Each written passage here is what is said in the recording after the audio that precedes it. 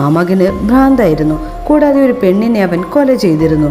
ഒരു വിപത്തിൽ പൊള്ളലേറ്റതിൽ പിന്നെയെന്നും മാസ്ക് ധരിച്ചായിരുന്നു അവൻ്റെ നടപ്പ്. ഇപ്പോൾ ജൂഡ് ധരിച്ചിരിക്കുന്നത് പോലെ. ആ പാരൻസ് പിന്നീട് ആത്മഹത്യ ചെയ്തു. അതിൽ പിന്നെ ആൺകുട്ടി ഒത്തിരി കൊലകൾ ചെയ്യാൻ തുടങ്ങി. ആദ്യം പിടിച്ച ലീസ ആൺകുട്ടിയുടെ പേരെന്താണെന്ന് ചോദിക്കുന്നു. ജോസഫ് പറഞ്ഞത് കേട്ട് ലീസ ഞെട്ടി. കാരണം ആൺകുട്ടിയുടെ പേര് ബ്രാംസ് എന്നായിരുന്നു. അടുത്ത ദിവസം ഷീൻ്റെ ബ്രദറും ഫാമിലിയും എത്തി.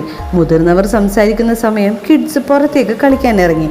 മൂത്ത പയ്യൻ ഒരു ബുള്ളിയറാണ്. അവൻ ജൂഡിനെ ഹരാസ് ചെയ്യാൻ തുടങ്ങി. നീ വട്ടനാണ്, ഭ്രാന്തനാണ് എന്നൊക്കെ പറഞ്ഞ്. പിന്നീട് അവരൊരു തൊപ്പി പിടിച്ച് വലിക്കുന്ന കളി കളിച്ചു.